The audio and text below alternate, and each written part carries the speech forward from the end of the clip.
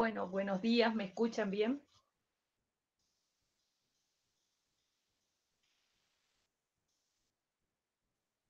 Sí, buenísimo, sí se escucha, bien. Em, Ustedes vieron que fuimos pasando por distintas unidades en donde fuimos. Ya en la segunda parte va a ser más específica del tema que a ustedes les interesa o que tenga relación con su profesión, ¿sí? Primero vimos el tema del derecho, después vimos el tema de la clasificación de las personas y cuáles son sus atributos, vimos obligaciones y a su vez contratos, y ahora vamos a ver los derechos reales, ¿sí? Para eso les preparé unas diapositivas, espero que sean lo más fácil de entender y vamos a proyectar ahora.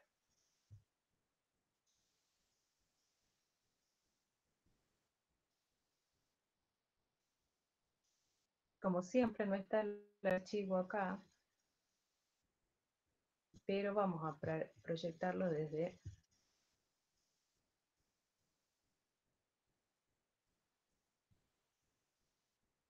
Ustedes pueden ver bien ahí.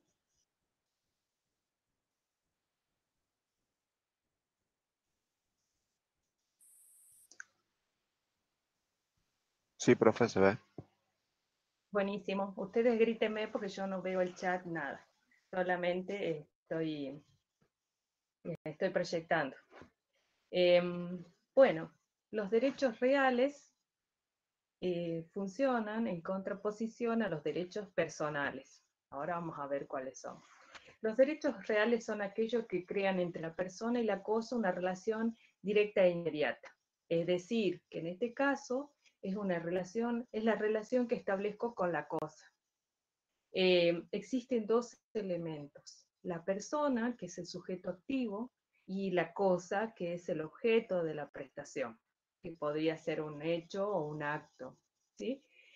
Al contrario de lo que pasa con el derecho personal, que se crea una relación entre una persona, quien tiene el derecho a exigir de otra, una cosa o un objeto, ¿sí? Entonces, en este caso hay tres elementos. Una persona, un sujeto activo o acreedor, un sujeto pasivo o deudor y la cosa que es el objeto, ¿sí? Entonces, los derechos reales, en cuanto que crean una relación directa e inmediata entre una cosa y un objeto. Es decir, que solamente hay dos elementos. ¿Cuál es la comparación que se hace entre los derechos personales y reales? Reales hay dos elementos, como dijimos, sujeto activo y la cosa. En los derechos personales teníamos tres. Teníamos el sujeto activo acreedor, el sujeto pasivo o deudor y la cosa que era el objeto de esta obligación. ¿Sí? ¿Qué? Porque en los derechos personales, este sujeto activo podía exigir al sujeto pasivo el cumplimiento de esa obligación, que era una cosa, un hecho o una abstención. Los derechos reales son absolutos, es decir, que los derechos reales se hacen o se tienen erga omnes, dice el texto. ¿Qué quiere decir se tiene respecto de todos o contra todos? Es decir, que si yo tengo la titularidad de un derecho real, puedo perseguir la cosa de mano de quien la son relativos, es decir, que el efecto que se produce solo es entre las partes. En los derechos personales yo puedo repeler que cualquiera me tome mi derecho real. En cambio, en los derechos personales, esa relación se establece entre estas personas y sobre este objeto. El titular del derecho real goza de persequende. ¿Qué quiere decir esto? El derecho de persecución. Es decir, que el titular de un derecho real puede cosa de manos de quien la tenga, de ese derecho real, y tiene ese efecto con respecto a todos. Los derechos personales no gozan de este derecho. Es inherente al derecho real el ius preferendi. Esto tiene que ver con el derecho de preferencia, es decir, la preferencia que si existieran diversos eh, titulares así es la vida. Diversos titulares sobre el mismo derecho real, el que tenga más antigüedad es preferido con respecto a los posteriores. En el derecho personal se utiliza la completa igualdad, es decir, que se habla de una equiparación entre los derechos de las partes que intervienen en esta relación personal. Otro de los requisitos es que los derechos reales solo pueden ser creados por ley, es decir, que su número es limitado. ¿Qué quiere decir esto? Que las personas no pueden por sí crear derechos reales. Esos están establecidos en la ley y su número es limitado.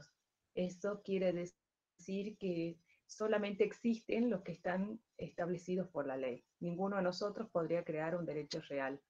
Y ya vamos a ver que existen derechos reales que se ejercen sobre la cosa propia, hay otros que se ejercen sobre cosa ajena y otros que son ajenos de garantía.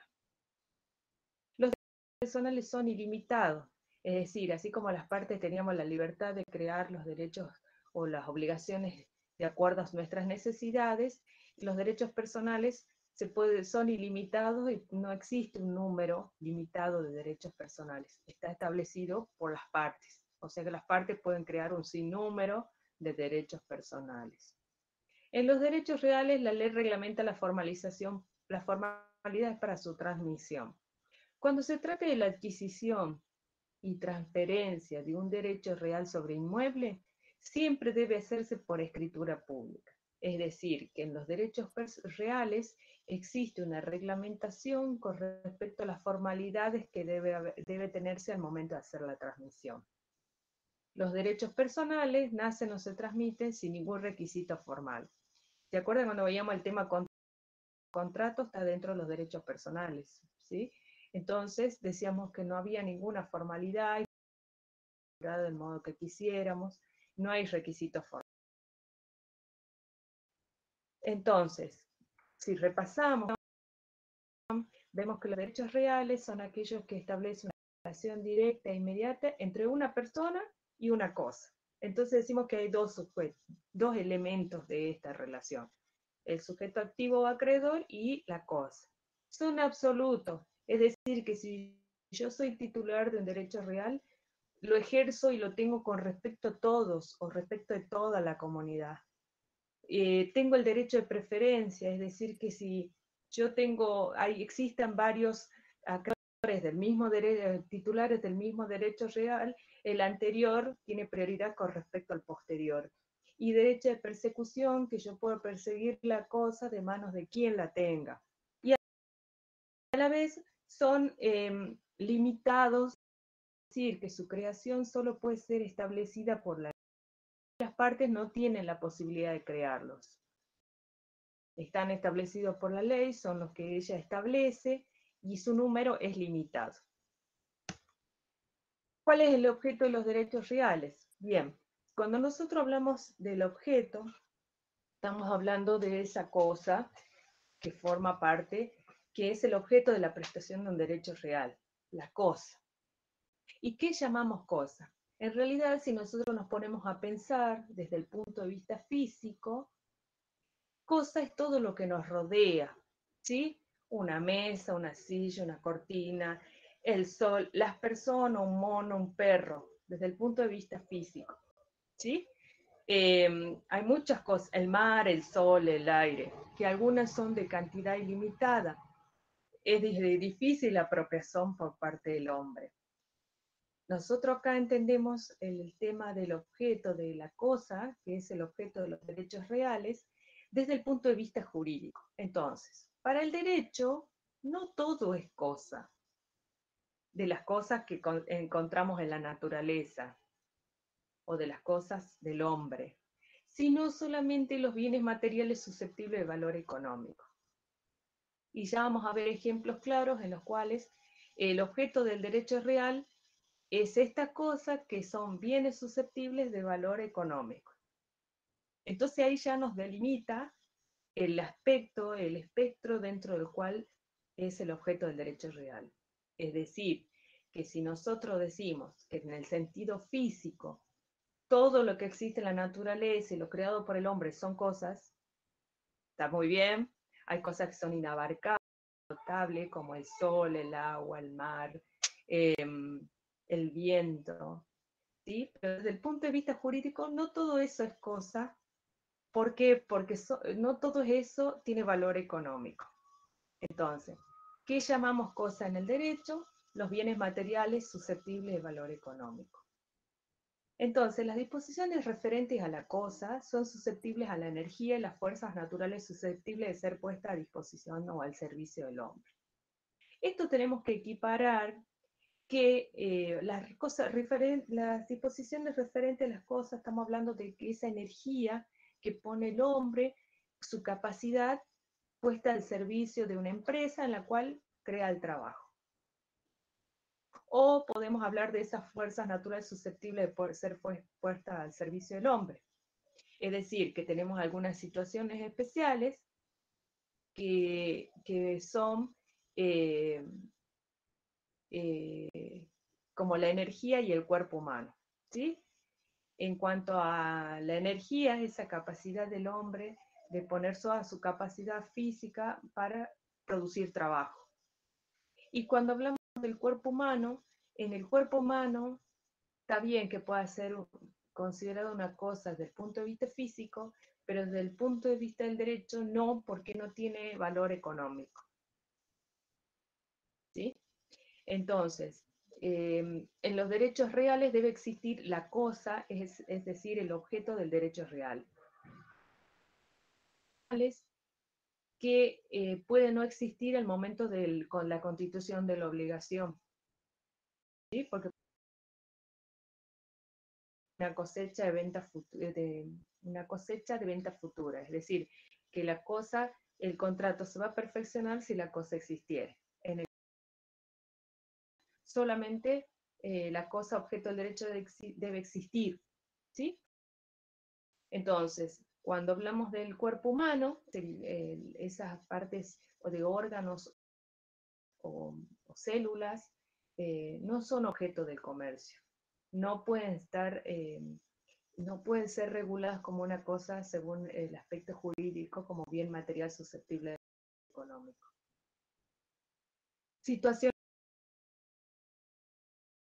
digamos, que no la vemos, que se transmite a través de cables, entonces que sí puede ser apropiable por una persona y que eso constituye un delito. ¿Y qué es el hurto? ¿Sí? Entonces la justicia considera a esa energía que es la electricidad, si yo me cuelgo al cable, estoy considerada una cosa para el derecho. El gas, por ejemplo, gas NOR o algún funcionario del gas, el gas no lo vemos de simple vista, no perceptible a simple vista. Sí, por las personas. Entonces, para equiparar qué es un aire, entonces lo equiparamos a cosas como bien material susceptible de valor económico. Entonces, cuando nosotros hablamos de cosa, esa cosa que es el objeto del derecho real, hablamos que las cosas pueden ser muebles o inmuebles. Si nosotros decimos que las cosas son muebles, son aquellas que pueden trasladarse de un lugar a otro, ya sea por sí misma o por una fuerza externa que las traslada. Ustedes me dirán, y bueno, a ver, pensemos en cosas muebles. Si nosotros decimos son aquellas que pueden trasladarse de un lugar a otro por sí mismo o por una fuerza externa. Cualquier cosa que nos rodea podría ser una cosa mueble. Hay un régimen especial con respecto a los semovientes, que es el ganado. Puede haber ganado mayor, ganado menor, que tienen un régimen especial, ¿sí? Son cosas muebles, pero se llaman semovientes. Y tienen un régimen especial porque el dueño de esas cosas tiene que registrar su marco señal o señalarlo al animal, establecer que es de su titularidad.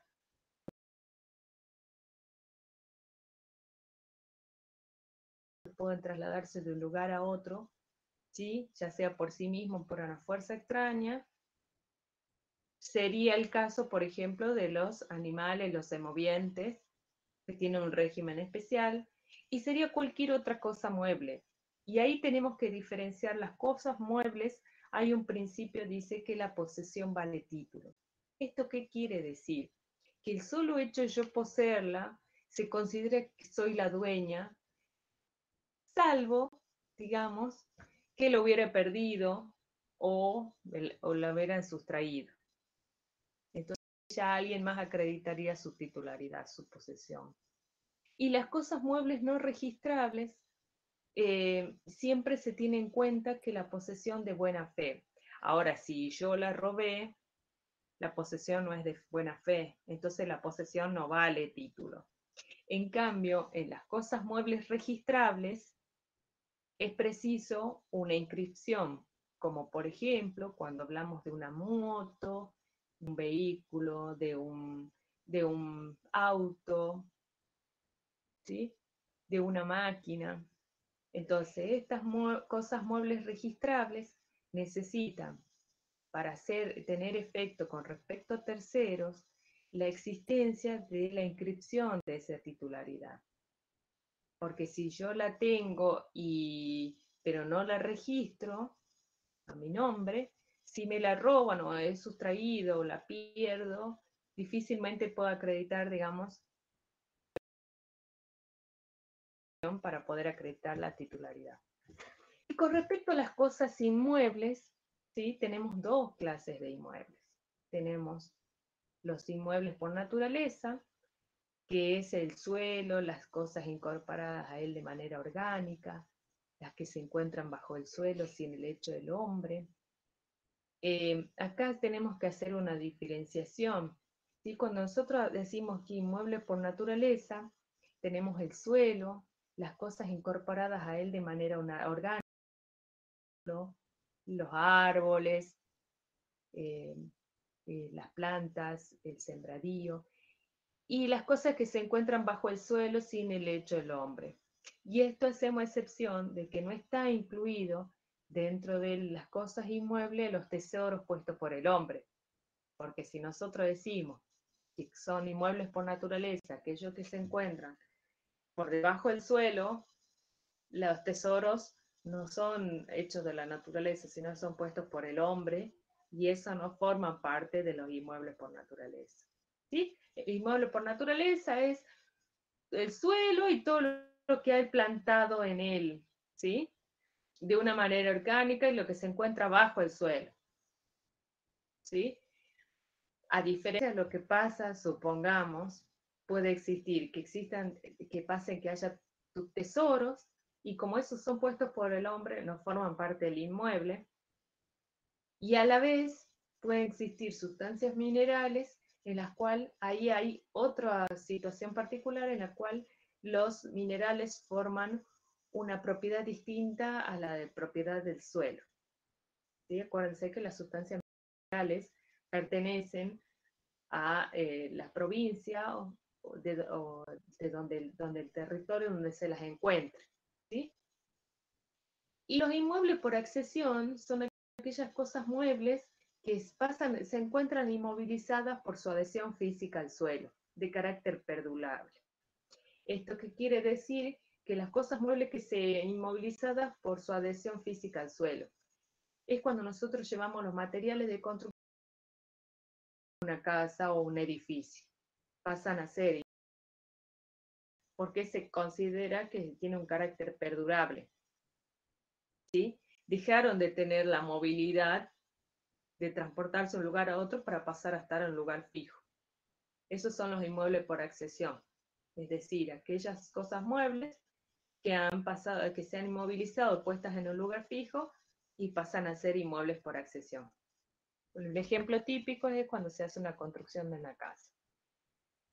Y cuando nosotros hablamos de las cosas muebles, podemos hablar de que existen cosas muebles.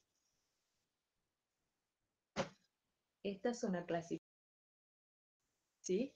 En la clasificación nosotros podemos decir que son cosas fungibles y no fungibles. Las cosas fungibles son aquellas que una cosa de la misma especie en igual calidad y cantidad es sustituible por otra cosa de la misma especie. Es decir, el ejemplo típico sería que en este caso de cosas muebles, que un cajón de manzana equivaldría a otro cajón de las manzanas de la misma especie y calidad. El ejemplo típico podría ser el dinero, ¿sí? Si alguien me presta 100 pesos, es una cosa fungible que puede ser reemplazada por otros 100 pesos. Y no fungibles son aquellas que son aquellas que no pueden sustituirse las unas por la otra porque tienen cierta individualidad, ¿sí? Con un cuadro. Una cosa fungible son aquellas que sustituirse una cosa por la otra, por ejemplo, el dinero. Y no fungibles aquellas que no pueden sustituirse las una por la otra, ¿por qué? Porque tienen cierta individualidad, como por ejemplo un cuadro. Las cosas consumibles y no consumibles las consumibles son aquellas que con el primer uso se terminan, como por ejemplo el dinero y los alimentos. Y las no consumibles son aquellas que no se terminan con el primer uso, que pueden ser utilizadas, aunque con el paso del tiempo y el uso puedan ser deterioradas o puedan perderse, digamos, pero no se terminan en el primer uso. Las cosas divisibles las cosas divisibles son aquellas que se formando un todo distinto de la parte de la cual se separa. ¿Y cómo lo veríamos a este ejemplo con respecto a las indivisibles? Las indivisibles son aquellas que al tratar de dividirse pierden no pueden, porque perderían el uso y aprovechamiento, como por ejemplo un animal, una máquina, una moto, ¿sí? No es lo mismo una moto que un conjunto de partes sueltas. Entonces, las cosas divisibles son aquellas que se pueden dividir manteniendo su individualidad y su homogeneidad y su cosa distinta a la otra. Y las indivisibles son aquellas que su división, primero, puede no ser físicamente posible, como en el caso de una máquina. Si yo estoy comprando una máquina, no estoy comprando una parte. Y aquellos que según la ley eh, se convierte en antieconómico su uso y aprovechamiento, ¿sí? En el tema de los inmuebles hay una situación particular porque son la normativa del municipio en la que establece que menos fraccionamiento no se puede entonces ahí vuelve la cosa indivisible por menos de esa cantidad de terreno. Cosas principales y accesorias son aquellas principales las que existen por sí. Es decir, que son aquellas que pueden existir por sí mismas y las accesorias son aquellas cuya existencia y naturaleza depende de una cosa principal. Si existieran dos cosas, ¿cómo podríamos saber cuál es la principal y la accesoria? Y bueno, que tenga. Entonces la que tiene mayor valor es cosa principal. Valor, ¿sí? Entonces, cuando no se puede, si no hay cosa principal ni accesorio. En cuanto al suelo, es cosa principal respecto a lo demás que se encuentra adherido a él. A ver, entre las cosas principales y accesorias podemos preguntar, supongamos, ¿qué es lo principal? ¿El lienzo o el cuadro terminado? Si nosotros decimos que el cuadro terminado es lo principal y el lienzo en el que se desarrolla ese cuadro es lo accesorio. Entonces, las cosas principales son aquellas que existen de por sí y las accesorias los que vienen a complementar o adherirse a la cosa principal. ¿Sí? Si tienen distinto valor, siempre la que tenga mayor valor es principal y la demás accesoria, y si no tienen diferencia de valor entre ambas, se considera que son iguales, no hay principal ni accesoria, Y en el caso del inmueble, siempre el suelo va a ser el principal. Seguimos proyectando y decimos que cuáles son los caracteres de los derechos reales. Nosotros hablamos que son absolutos. Es decir, que estos derechos reales que son establecidos por la ley se tienen o se ejercen erga omnes, es decir, que se tiene con respecto a todos o frente a toda la comunidad, ¿sí? Que debe respetar nuestros derechos reales. Las normas que rigen los derechos reales son de orden público. Y se acuerdan que cuando veíamos de orden público eran esos principios de orden general. Es decir, que las normas que regulan los derechos reales siempre va a estar de acuerdo o en conformidad con el interés de la comunidad. Su número es limitado, es decir, que solo son los creados por la ley. No existen otros derechos reales fuera de los creados por la ley. Publicidad. Esto quiere decir que los derechos reales, para ser respetados por toda la comunidad, es necesario que sean conocidos por todos. Y cuando nosotros decimos que sean conocidos por todos, eso tiene que ver con la publicidad, porque si nosotros no sabemos, no podemos respetar. Entonces, en los derechos reales hay una característica que es la publicidad. Es decir, que si hablamos de la inscripción o transmisión de un derecho real, debe cumplirse con ciertas formalidades que establece la ley. En el carácter de inmueble, ustedes saben que tienen que ser los inmuebles, su anotación o su inscripción o su transferencia debe hacerse por escritura pública, y esa escritura se escribe en el registro inmobiliario. Entonces, ahí se puede repeler la acción de cualquiera, porque nosotros estamos como titulares registrales de un derecho real. El derecho de persecución, que es el ius persequendi, que es el derecho que nos asiste como titulares de un derecho real de perseguir la cosa de manos de quienes tenga. O sea, nosotros podemos perseguir la cosa de manos de quien la tenga. Por ejemplo, nosotros podemos, en el caso de existiera una toma de un derecho real de dominio del cual soy titular, podría yo hacer las denuncias porque yo tengo el derecho de perseguir la cosa de mano de que le tengo, o sea, de hacer valer mi derecho. Y el derecho de preferencia, que es que si existieran varias personas reclamando derechos sobre el mismo objeto que objeto del derecho real, el que tenga anterior título va a ser preferido con respecto a los posteriores. Entonces, si nosotros decimos que el derecho sea real, es el poder jurídico de estructura legal que se ejerce directamente sobre su objeto en forma autónoma y que atribuye a su titular la facultad de persecución y preferencia. ¿Sí? Entonces, estos son los caracteres de los derechos reales. Todos coinciden en los caracteres, pero cada uno tiene su particularidad. Entonces, vamos a seguir avanzando y después podemos hacer las reflexiones o consultas que precise. ¿Sí? Entonces, Profe, sí, creo que hay chicos que quieren entrar. lo que pasa es que dijimos que había un horario pico, que un horario límite, porque si no interrumpe. A ver, permítame que lo dejo.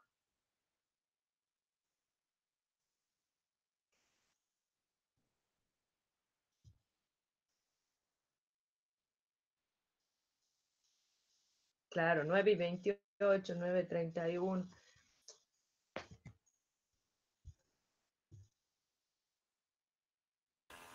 Profe, ¿le puedo preguntar algo? Que no entendí sobre el derecho de preferencia, o sea, el que tenga el anterior título queda con una cosa. Bien, ahora lo vemos. Listo, no hay más, ¿no? No dejamos entrar a más porque si no, ¿saben qué pasa? Se interrumpe, ya se pierde el hilo de la exposición. A la vez, si todos llegamos a horario,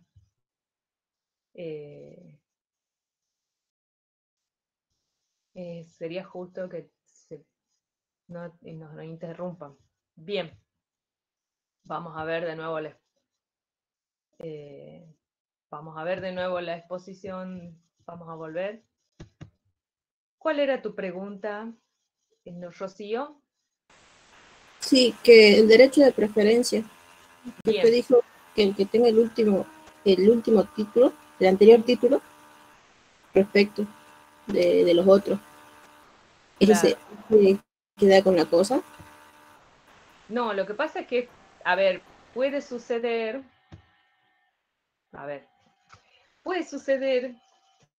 volvemos a la proyección anterior. Estas son características de los derechos reales, ¿sí? El de preferencia es, si se existieran, a veces, no sé si alguna vez les ha pasado que hay alguien que compró intereses de distintas personas.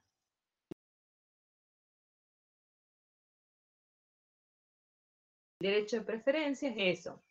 El derecho de preferencia tiene que ver con una característica del derecho real por el cual si se presentaran titulares varias personas, por ejemplo, un inmueble, y sobre ese inmueble existieran varias personas reclamando, se va a tener prioridad el que tenga el anterior. Vieron que ahora es como mucho más difícil, pero anteriormente o en épocas pasadas, donde no había tanta informática, donde no se podían hacer entrecruzamiento de datos, donde se plasmaban, supongamos, los inmuebles, se hacía un plano y ese plano se lo plasmaban en, en el plano general de inmuebles. Entonces era probable que existieran superposiciones o sobre el mismo inmueble. Entonces, si alguien, que puede pasar, tampoco es tan descabellado, de que alguien le vende el mismo derecho real a varias personas, se va a tener preferencia al que tenga un título. No hay más explicación. Es Profe, sí, que varias personas reclamen a la misma vez sobre el mismo derecho. Sí, ¿es eso lo que decía la profe del primero en el tiempo es el primero en el derecho? también tiene que ver con eso, pero esta es una característica de los derechos reales y no de todos, digamos. Pero sí es un principio general, es el tiempo primero en el derecho. Decimos que esta relación que se establece entre una persona y una cosa, acuérdense que es la relación que yo establezco con una cosa, y esta cosa puede ser mueble o puede ser un inmueble, como una propiedad, un inmueble, un terreno. Entonces, ¿cuáles son los derechos que yo tengo? Son absolutos, es decir, que yo, si soy la dueña de esto, puedo buscarlo, tenga. Tengo el derecho reales, los que se establecen en la ley, no hay más derechos. De perseguir la cosa de manos de quien tenga, y si hay varios titulares sobre este mismo derecho real, el que sea anterior y pueda acreditar, digamos, que este le pertenece, no hay problema. Hay cosas que son registrables y hay cosas, muebles que no son registrables. ¿Sí? Pero si hubieran, no sé, en la policía encontraran 10 teléfonos y a mí se me hubiera hecho la denuncia que se me perdió uno, yo podría, primero, visualmente, determinar cuál es mi teléfono. Y si yo llevo la factura, puedo acreditar que yo soy una poseedora de buena fe. Porque vieron que ustedes por ahí teléfono y los terminan vendiendo en Facebook o en cualquier lado.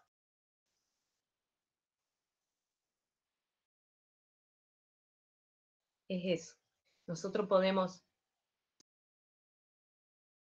que nos otorga el Código Civil y derechos reales, que son distintos, en el cual tenían dos personas. La relación solo se establece entre ellos y los efectos solo. ¿Me entienden? Una celebración de un contrato por una cosa podremos celebrarlo al modo que queramos, como sea, y se va a terminar cuando se termine el contrato. Entonces acá en los derechos reales El derecho persiste hasta que no lo transmitamos. O podemos hacerlo valer de manos de quien lo tenga. Podemos recuperar eso. ¿Se entiende hasta ahí? Sí, profe, sí entendí, gracias. Ya vamos a ver más adelante con cada punto específico cómo se va relacionando. Por ejemplo, vamos a ver que hay una clasificación de los derechos reales. Son estos y no hay más. No hay más derechos reales, son estos. Y sobre cosa propia tenemos dominio, condominio, propiedad horizontal, los conjuntos inmobiliarios, el tiempo compartido y el cementerio privado.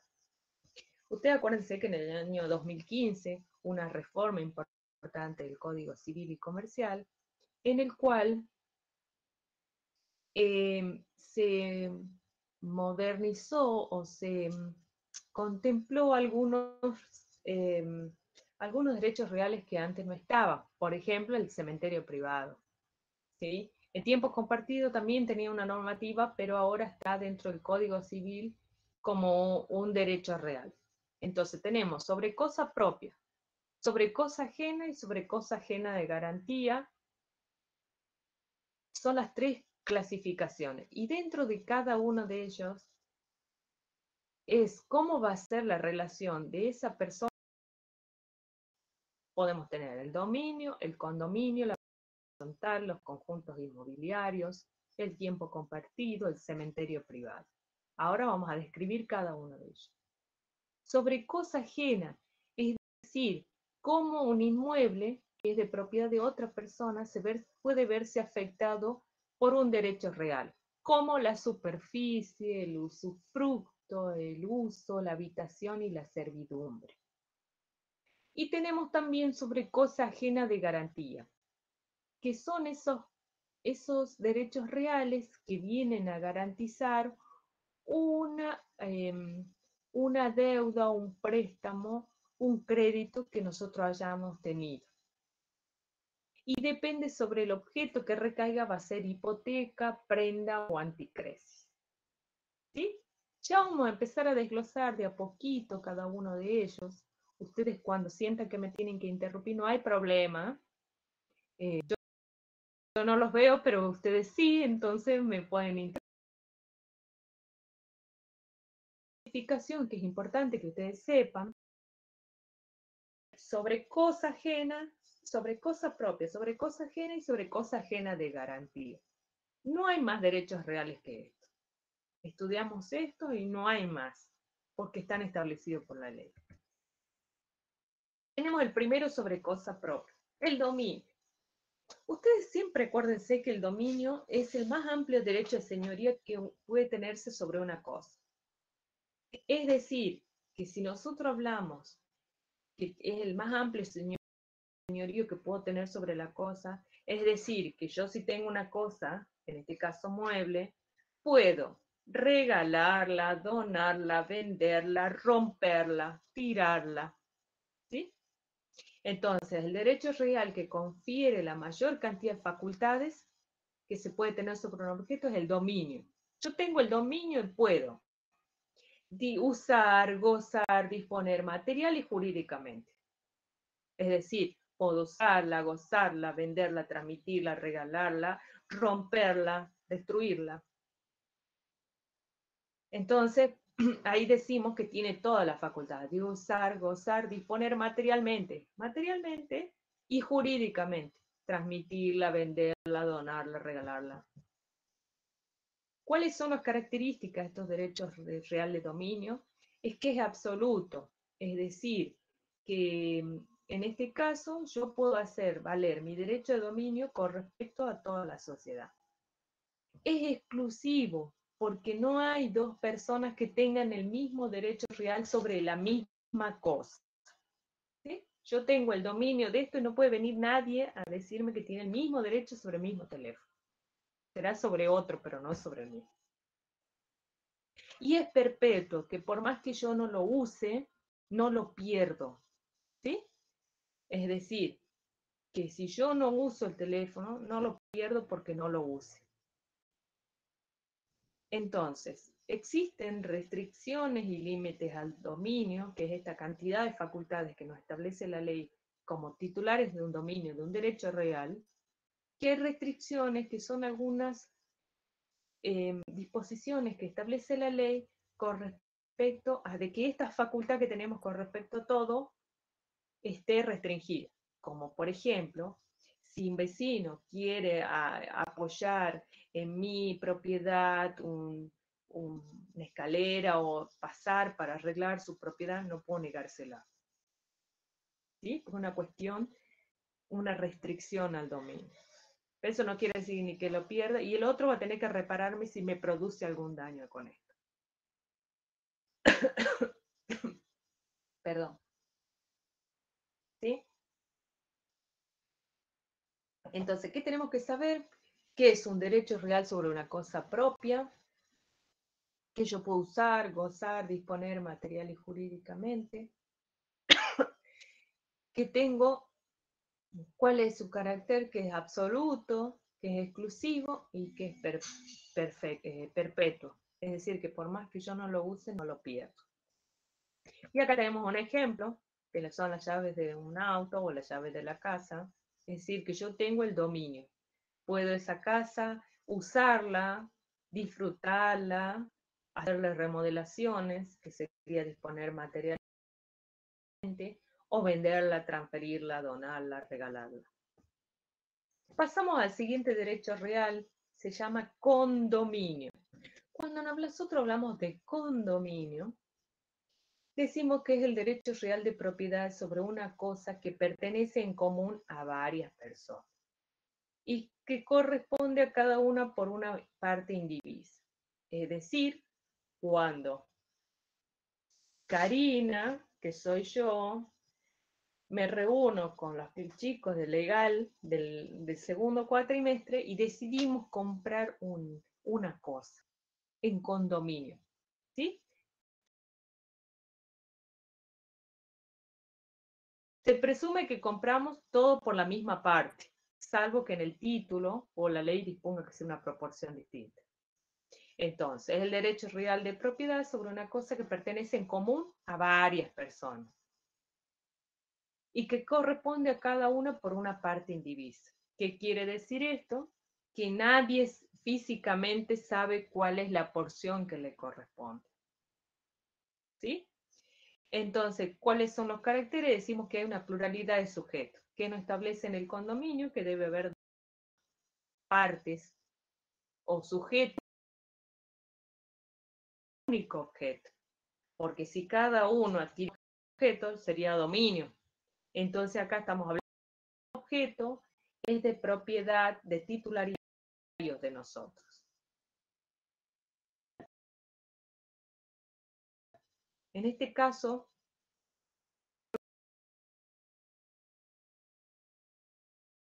compramos un inmueble de 10 por 20 y somos 70. ¿Sí? Entonces, bueno, es difícil determinar una parte física o material. Acción indivisa. Una 70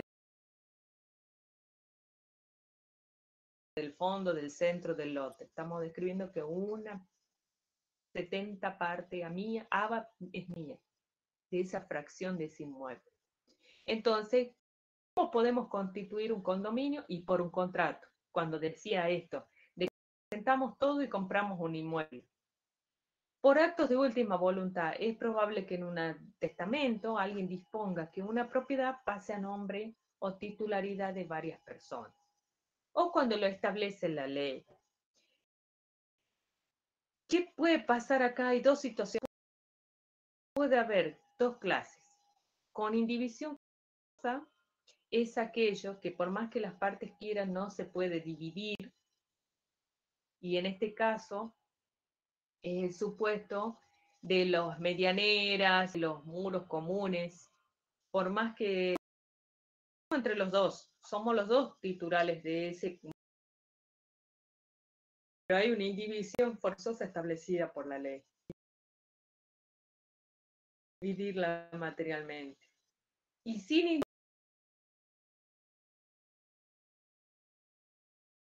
podría pedir la división de esa propiedad. Los condóminos no sería el problema. El tema es como en el caso nuestro, que somos muchos. Entonces ahí habría una indivisión forzosa, pero establecida por la normativa, porque si es un lote urbano de 8 por 20, no está dentro de los límites establecidos para un terreno. ¿Sí? Y acá les doy el ejemplo de cuando hay dos o más partes que son los titulares del dominio. O sea, se establece que cada uno puso la mitad para comprar el lote. Entonces somos dominos por la misma porción. Pero se puede establecer que alguien sea el titular de una fracción. La propiedad horizontal. Vieron que cuando hablamos de propiedad horizontal, lo primero que se nos representan los edificios, si es que vivimos en departamento. Entonces decimos que es el derecho real que es inmueble propio que otorga a su titular facultades de uso, goce y disposición material y jurídica que se ejerce sobre las partes privativas y partes comunes de un edificio. A ver, ¿todo esto qué quiere decir? Que nosotros podemos afectar un inmueble para que sea de propiedad horizontal. ¿Y qué quiere decir esto? Que se divide en unidades funcionales. Supongamos departamentos, que cada uno de los titulares de ese derecho real, de esa unidad funcional, va a tener el uso, goce y disposición material y jurídica que se ejerce sobre las partes privativas, es decir, dentro de su departamento. Y existen partes comunes de un edificio, como por ejemplo la escalera, la terraza, ¿sí? Entonces, este inmueble que está afectado a propiedad horizontal tiene que inscribirse en el registro de la propiedad inmueble y a la vez se inscribe el reglamento de propiedad horizontal.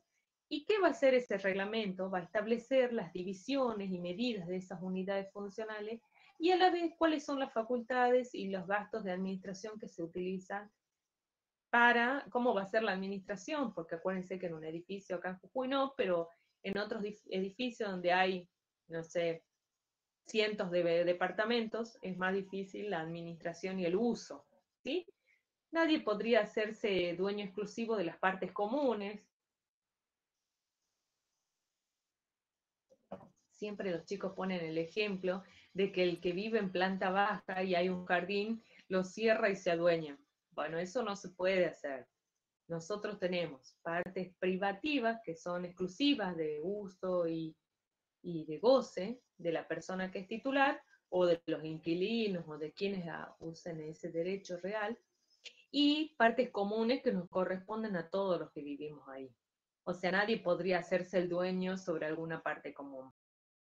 Y a la vez hay un reglamento de copropiedad administrativa, cómo se va a dividir, para qué el destino de ese edificio, y a la vez cómo va a ser la administración. ¿Quiénes pueden constituir el que tenga el dominio redactado por escritura? Que debe inscribirse en registro. No solo van a tener el título de horizontal, sino también el reglamento, inscrito en la escritura pública. Es decir, el reglamento de cómo va a ser la división, las partes comunes, las partes privativas. Y ahí tenemos el gráfico que nos determina, ¿sí? Igualmente, digamos, propiedad horizontal, edificios para arriba, pero puede estar afectado un derecho urbanístico, que son bajos en cuanto a las dimensiones.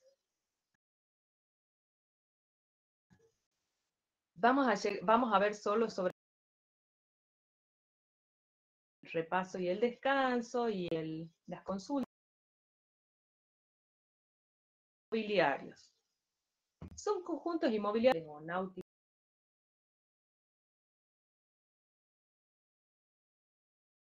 turístico, cualquier otro emprendimiento urbanístico. Esto también es recientemente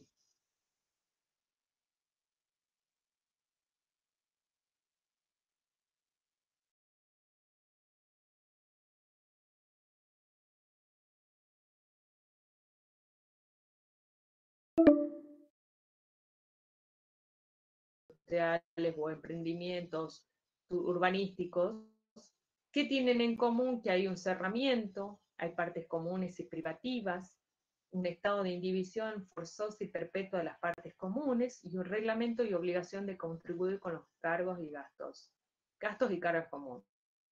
¿Esto qué quiere decir? Que si nosotros nos vamos a vivir a un barrio cerrado o privado, nosotros nos compramos el lote, ¿sí? Sobre ese lote tenemos la posibilidad de usar, gozar, disponer material y jurídicamente. Pero dentro de ese lote o complementando ese lote está dentro de un barrio cerrado.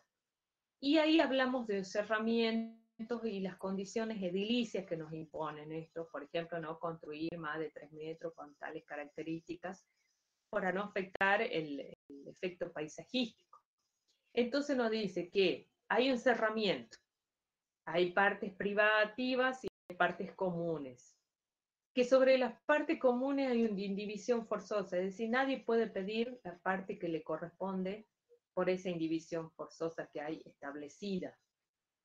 ¿Sí? Por ejemplo, las piletas de natación, los quinchos, los lugares que son comunes. Yo tengo que pedir un turno para utilizar no sé, el quincho, para hacer una fiesta o lo que sea. Y hay un reglamento en el cual se van a establecer cuáles van a ser las formas de convivencia y a la vez contribuir con las cargas y los gastos comunes. ¿Sí? Lo mismo que en un edificio, solamente que se habla de barrios privados, tiempos compartidos, barrios privados, parques industriales, y todo lo que no esté contemplado en un conjunto inmobiliario se puede fijar en la propiedad horizontal. Ahí tenemos el ejemplo de un country, donde tenemos un ingreso, tenemos calles internas, ¿sí? Entonces la característica es un cerramiento, hay una indivisión forzosa sobre las partes comunes, es decir, que nadie podría pedir la división de esa parte, ¿sí? Y a perpetuidad, es decir, que nunca más. Todos contribuyen al mantenimiento de la pileta, de la guardia, de los temas de las alarmas comunitarias y demás. Y el tiempo compartido tiene que ver, esto es para nosotros, es un poco el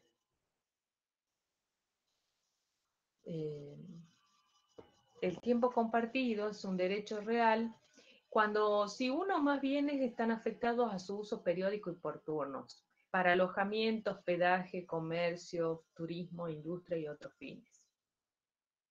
Es lo que sale en las propagandas habitualmente que dice compre sus vacaciones. Esto es, que varios inmuebles están afectados a un uso periódico y por turnos, para alojamiento. Supónganse, este tiempo compartido, generalmente suele suceder que vamos por la calle y nos hacen un jueguito y dice ganaste un tiempo compartido.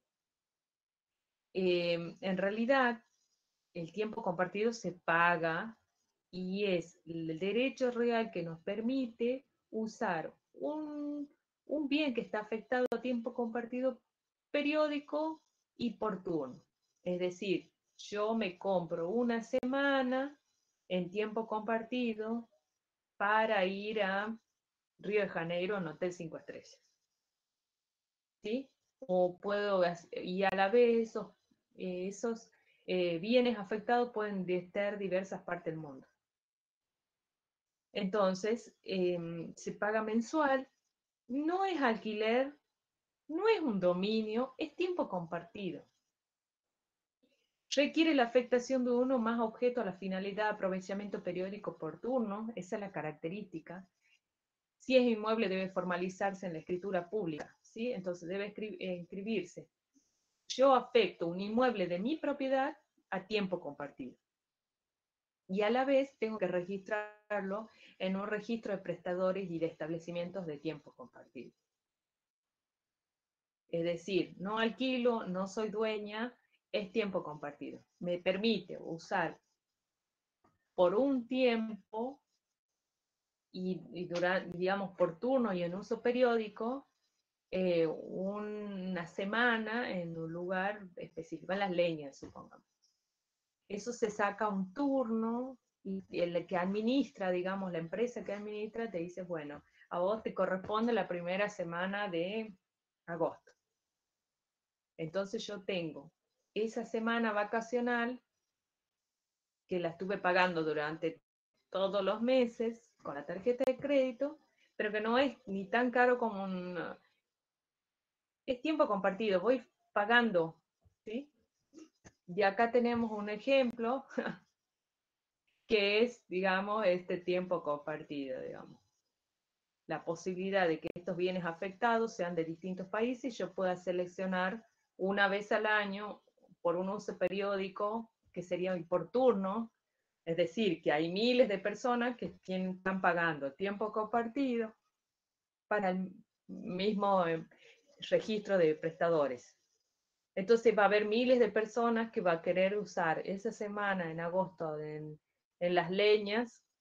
Entonces por eso hay una administración que describe cuáles van a ser quiénes van a ser los dueños de ese tiempo compartido por esa semana. Y por último, tenemos los cementerios privados. Esto también antes estaba reglamentado. Había normativa, básicamente, había normativa que disponía, digamos que, normativa municipal que establecía cómo iba a ser la relación de estos cementerios privados. Hoy decimos que los cementerios privados son los inmuebles de propiedad privada que están afectados a la inhumación de restos humanos, ¿sí? Es decir, yo soy titular de un derecho real de dominio y afecto ese inmueble como un cementerio privado. Es sobre cosa propia y de carácter perpetuo, es decir, una vez que ese inmueble ha sido destinado para eso, no puede ser para otra cosa. Es decir, no podemos cerrar y decir, bueno, a partir de hoy, ahora es un boliche, antes era un cementerio. El titular de dominio debe otorgar una escritura de afectación del inmueble que se inscribe en el registro de la propiedad inmueble juntamente con el reglamento de administración y uso del cementerio. ¿Qué quiere decir esto? Afecta el inmueble a cementerio privado y tiene una característica, que sobre este inmueble no pueden grabarse, es decir, si el dueño del cementerio privado tiene un juicio, no podría el dueño del juicio o el actor del juicio pedir el embargo sobre esa propiedad. No se pueden registrar gravámenes en estos inmuebles y hay un reglamento de administración y de uso del cementerio. Es decir, que tiene una forma de administración y de uso y de cosas. ¿Cuál es el momento límite para arrepentirse? Porque acuérdense que es perpetuo, o sea, nació para cementerio privado y forever, o sea, para siempre va a ser cementerio privado. El momento para arrepentirse en el caso de que el titular se arrepintiera de esta decisión de poner un cementerio privado es antes que salga la habilitación municipal. Una vez que salió la habilitación municipal, ese es el momento límite para no poder cambiar el destino, sino seguirá siendo cementerio privado. Bueno, vamos a hacer acá el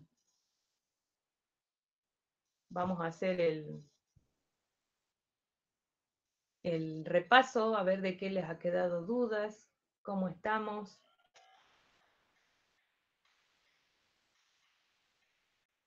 ¿Se durmieron? ¿Se fueron? Profe, yo no escuché bien la diferencia entre derecho real y personal. No escuchaste la primera parte. Bueno, vamos a seguir viendo, a ver.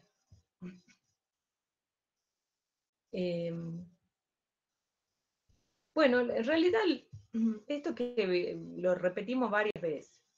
El derecho real es el que se establece una relación entre una persona y una cosa. los derechos personales, hay una persona que es sujeto activo, un sujeto pasivo, y la cosa que es el objeto de obligación.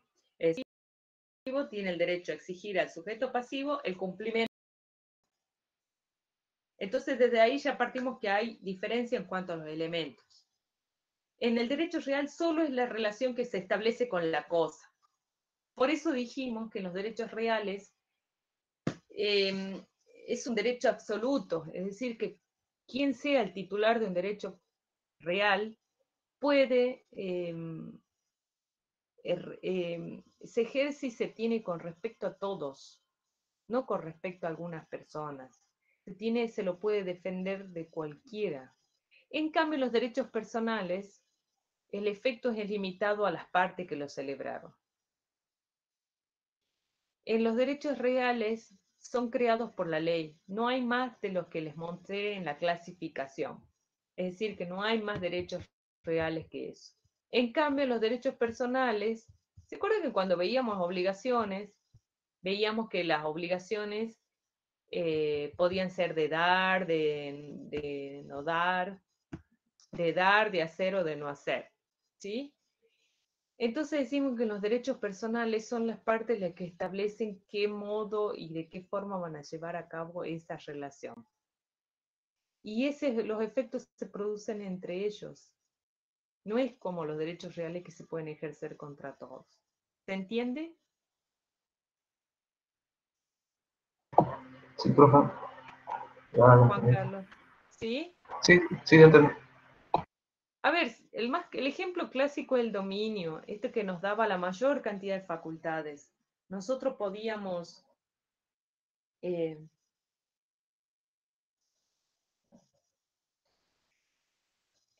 ser dueños, ¿sí? Y el dominio nos daba las más amplias facultades. Nosotros podíamos usar, gozar, disponer material y jurídicamente. A ver, nosotros nos compramos un inmueble cualquiera, allá donde sea, y podemos construir, plantar, sembrar, nada, regalarlo, venderlo, transmitirlo. ¿Sí? Es una relación que establecemos nosotros con esa cosa. Cuando éramos varios dueños de una misma cosa, se llama condominio. ¿Sí? Todos somos dueños sobre una parte indivisa, es decir, que no está descrita cuál es la parte. Y el condominio existe en varios sujetos y un solo objeto. Y ahí decíamos que había una indivisión, puede ser con indivisión forzosa o sin indivisión forzosa. Es decir, este objeto o esta cosa que comprábamos en común, si nosotros la queríamos dividir a un lote entre los 82 que somos, material ni físicamente se podría, ni jurídicamente. Porque si nosotros tenemos un lote en el pueblo que precisa de 8 a 20 metros, y si nosotros queremos subdividirlos entre los 80, y nos va a tocar una nada para cada uno. ¿Sí? Entonces hay cuestiones que no se puede hacer físicamente y otras porque la ley dispone que no se haga. Como por ejemplo en las medianeras. La medianera es un condominio. Los dos pusimos para hacer la medianera. Para nadie es dueño absoluto, ni tampoco puedo pedir la división de la medianera. ¿Sí? ¿Qué otra duda? ¿Alquileres dentro de qué entrarían? Los alquileres son derechos personales. ¿Vieron que cuando vimos obligaciones, dijimos que las obligaciones eran la relación o ese vínculo jurídico que se establecía entre dos personas y una cosa? ¿Y cuál era el hecho generador de obligaciones? Y sobre todo, y lo más importante, era el contrato. Entonces, ¿qué decimos? Que el alquiler, ¿cómo se gestiona? A través de un contrato. Y en realidad se establece una relación personal, ¿por qué? porque hay dos personas, un sujeto activo y un sujeto pasivo. El sujeto y un objeto, es decir, hay un inquilino y hay un locador. Es decir, quién alquila y quién es el dueño y me alquila y quién es el inquilino, llamado inquilino. Y la cosa. Es una relación personal que se ejerce con respecto a las personas que forman parte del contrato. Es decir, los efectos van a ser entre las partes del contrato. No relación con la cosa directa, porque no soy la dueña. ¿Se entiende o no? Sí, profe, gracias. ¿Se entiende? O sea, que acá en este caso estamos hablando. El dominio es como lo máximo en derecho real y el más fácil. Si nosotros tenemos el dominio sobre un inmueble y se nos mete un intruso, nosotros podemos ir a hacer la denuncia para que lo saquen al intruso. Podemos ir y cerrar el lote, construir una casa, alquilar eso. Pero ya cuando nosotros alquilamos eso, ya es un derecho personal, porque no le damos las máximas facultades sobre el inmueble. Le damos que un contrato para que viva, supongamos. Y ahí hablamos de contrato. ¿Cuál era el objeto del contrato, las causas del contrato, cómo se podía llevar a cabo el contrato? Esto es la relación que se establece de manera directa e inmediata con una cosa. Entonces, cada uno tiene su régimen particular. ¿Alguno de ustedes vive en departamento?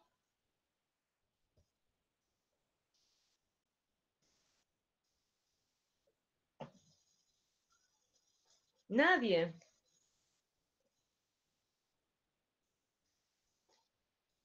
Bueno, la propiedad horizontal es eso, que es un derecho real sobre un inmueble propio que se afecta a propiedad horizontal.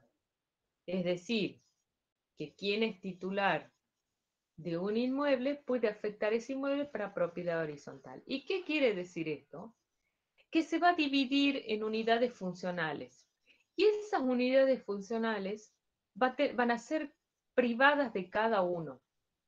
Y va a haber partes comunes, como el ascensor, la terraza, las escaleras. Esto que les decía, si yo compro un departamento, compro una propiedad, tengo el dominio sobre una unidad de propiedad horizontal.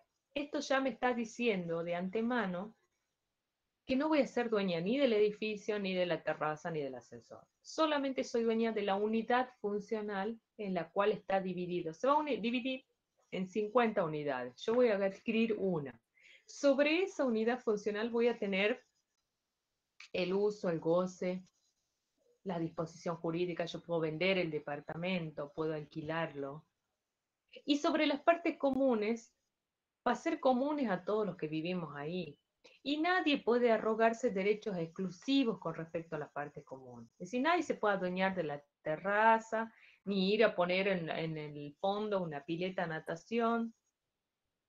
¿Por qué? Porque hay un reglamento de copropiedad de administración, es decir, cómo van a estar las divisiones, cómo vamos a trabajar, cómo vamos a convivir en ese lugar donde hay muchas personas.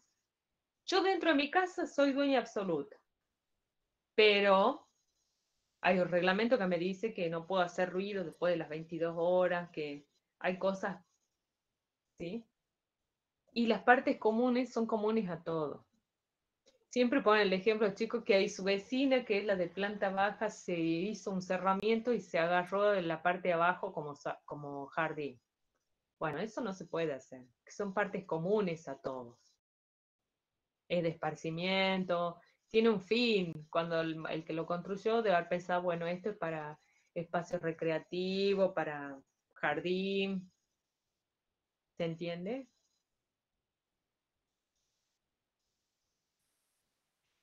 Profe, y la diferencia en- entre la propiedad horizontal y los conjuntos inmobiliarios sería básicamente la disposición del tamaño de la propiedad. Eh, y propiedad horizontal. Sí, Los conjuntos inmobiliarios, ustedes acuérdense que antes industrial, o había una industria desparramada, unificar, digamos,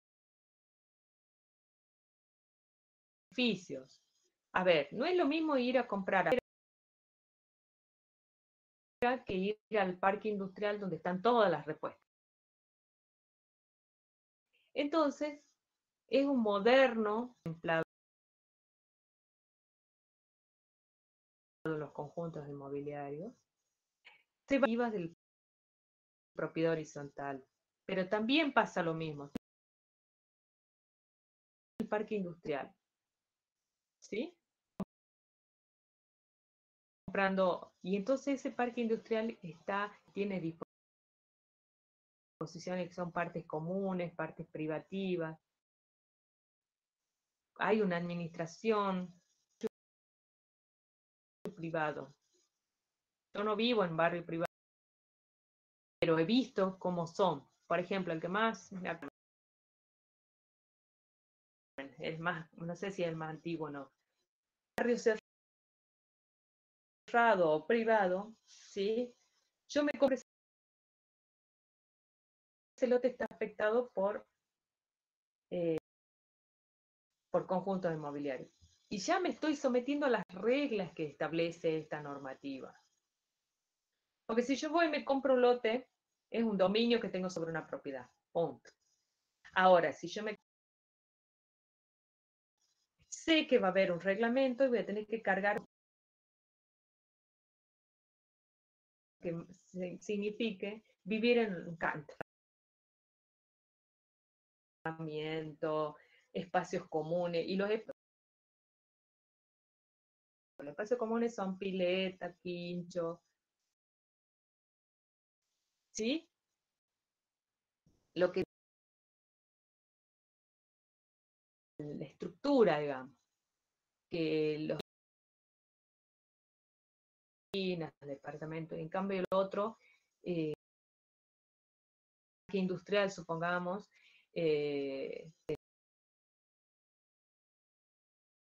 se ponen por sectores, dónde van a estar los vehículos, dónde va a estar la fábrica de colchones, dónde va a estar, que es más fácil para que acceda el comprador.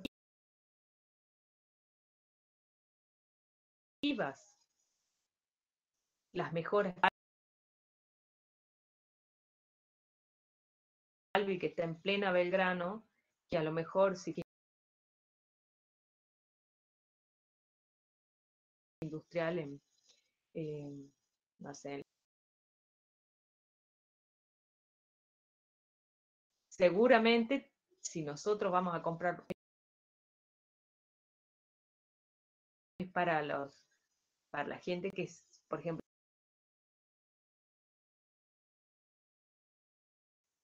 los arreglan, no es lo mismo ir,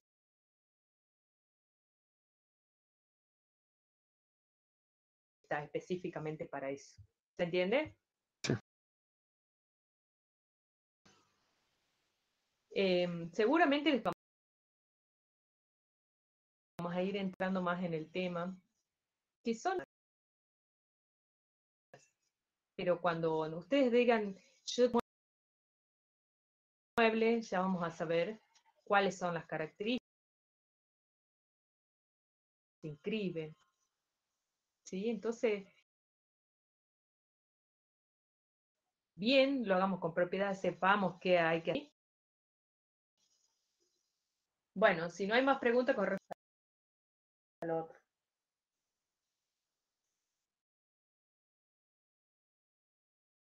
¿Podría darnos un ejemplo de cómo se aplica el derecho de herencia y el de persecución? Eso. O sea, a ver, yo soy titular de un dominio de un inmueble. Lo que ha sido la noticia de esta semana. O tengo conocimiento de que van a ir los ocupantes. Yo tengo la facultad de con mi título de propiedad y decirle, señor, en mi propiedad se metieron intrusos. Y hago la denuncia de usurpación. Es decir, que yo tengo la posibilidad a todo el que no sea yo, digamos, que yo no autorizo. Es decir, digamos, repeler la acción de cualquier persona que esté afectando mi derecho de propiedad, mi dominio. ¿Se entiende? Sí, profe. O sea, por eso se llama persecución la gente, sino que es en el caso que no. Y por eso se hace la inscripción en el registro. Por todos. Entonces, quite su titularidad. Yo voy a llevar mi escritura y voy a decir, saquen a todos de acá.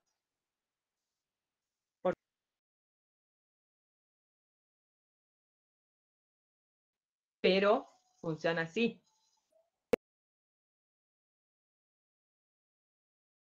Seguir la cosa de manos de quien la tenga.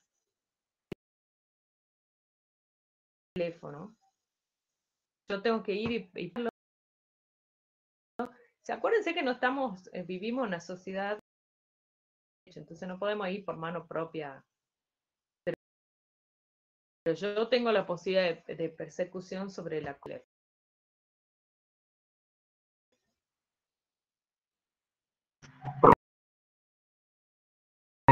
Por ejemplo, se podría dar, en el tema, hay varios terrenos que lleva el Estado, y hay varias gente que no va al terreno y después hay que sí, no, a las que no se le asignó el terreno, pero en parte ninguno de los dos es dueño del terreno, sino que el terreno todavía sigue siendo del Estado hasta que revise los papeles, el trámite, todo eso, y le dé la titularidad a lo que sería de preferencia para ver quién de los dos se quedaría con el terreno. Claro, lo que pasa es que en los terrenos fiscales es una situación particular. En los fiscales tenemos que el dueño es el Estado. El Estado les da la tenencia precaria, ¿sí? Estar poseyendo. Pero en algún momento dice que debieras pagarlo, que tiene un costo bajo.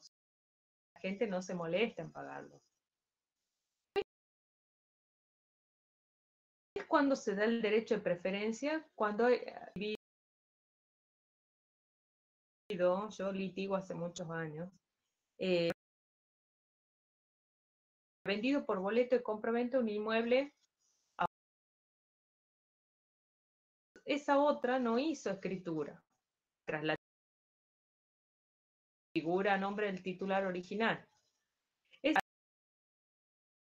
A la vez, el dueño original lo vendió con el norte, en el sur. El segundo adquirente la vende a... Entonces, si llegara a haber conflicto,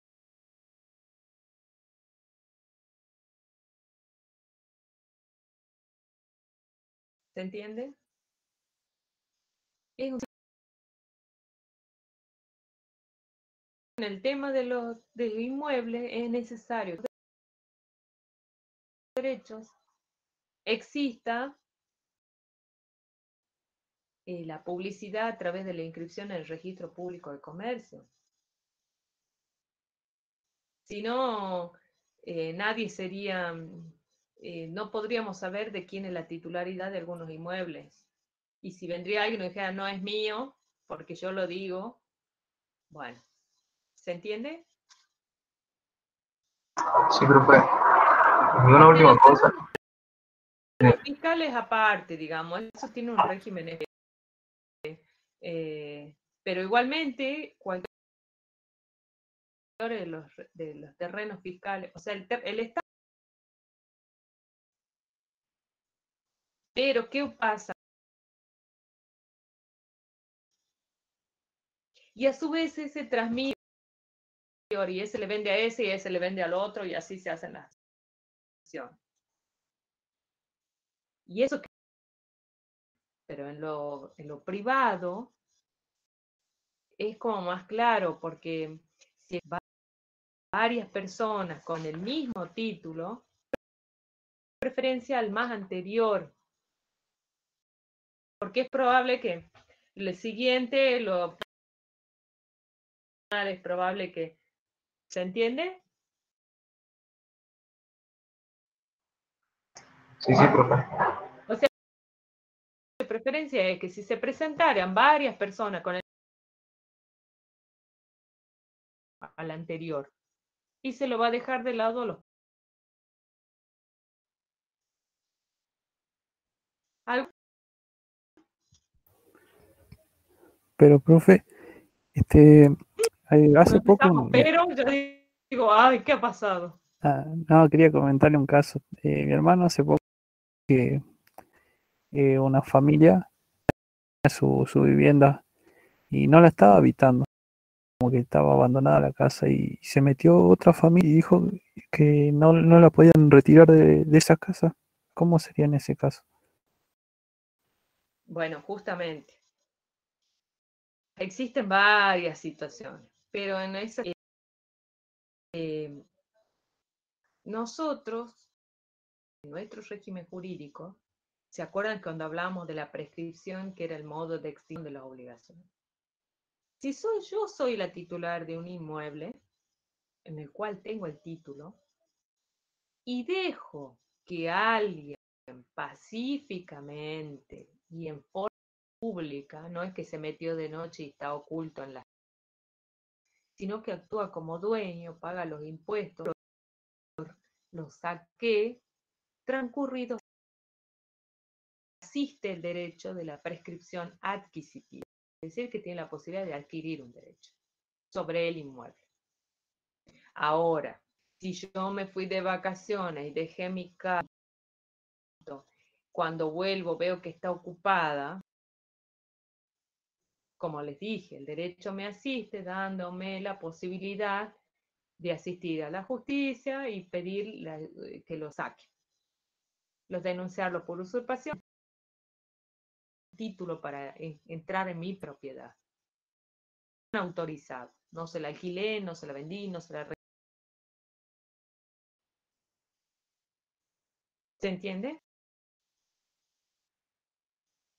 Sí, profe. ¿Queda duda? A ver, contame.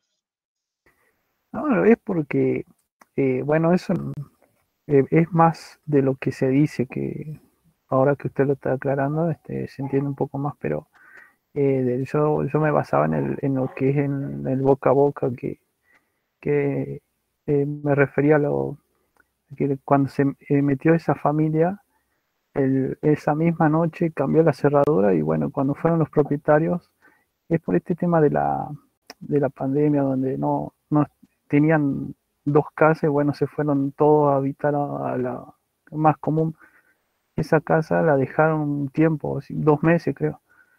Y bueno, si ingresó una familia, cambió la cerradura y bueno, cuando fue esta familia a querer hacer, visitar, hacer limpieza, higienizar la propiedad, se dieron con esa situación y al final no le dijeron que ya no podían retirarlo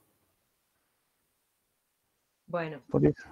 ahora con esta situación de la pandemia hay otra cosa que es particular, que es lo que siempre dicen, que si se mete una familia que tiene menores y una persona con discapacidad, va a pasar mucho tiempo hasta que puedan recuperar. ¿Sí? Suele suceder o puede pasar, no es lo más frecuente, pero por eso le digo, la justicia demorará más, demorará menos, solicitar el desalojo, porque a veces, ¿qué es lo que a veces sucede? Se muere el abuelo, se muere el padre, no dice en el juicio sucesor. De ellos, sí, justamente, pero no hay derechos es decir, que la titularidad sigue siendo del abuelo. Entonces, si se te mete un intruso, acredites cuál es tu interés. Tu interés, bueno, que yo vivía acá, pero la casa era de mi abuelo, mi papá, y después me murió mi tío, y nunca hice. Por eso hay que hacer. Para sacar créditos, para repeler acciones.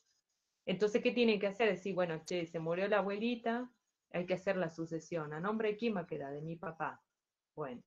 Porque si no, después la justicia te va a mandar a decir, a ver, acredite cuál es su interés, cuál es su titularidad. Y decir, bueno, en realidad, a la vez mi abuelita se murió y es de mi papá, pero a la vez mi papá se... Entonces te van a mandar a hacer los papeles exclusivos, digamos, sobre ese inmueble. Sí, profe, está perfecto. Gracias. Bien. Entonces, uno por ahí ve y escucha y no las tiene a toda la información, entonces se han hecho más complicados cuando se ocupan los terrenos y cuando hay personas con discapacidad, todo el tiempo lo dicen. Se los tendrán que reubicar, en dónde vivía esa gente antes y que se ocupó una casa, están los aprovechados. Estamos en una situación particular difícil, ¿no? Donde es complejo todo, desde conservar lo que uno tiene, hasta conservar el trabajo, hasta cuidar una propiedad en la cual por estas razones habitando. Pero se supone que la publicidad que nos da tener inscrito un derecho real, nos da la posibilidad de hacer cualquier acción de otras personas. ¿Alguna otra pregunta?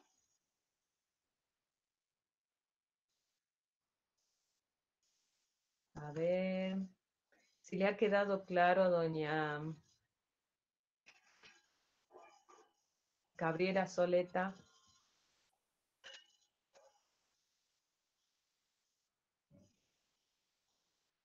Álvaro Ezequiel.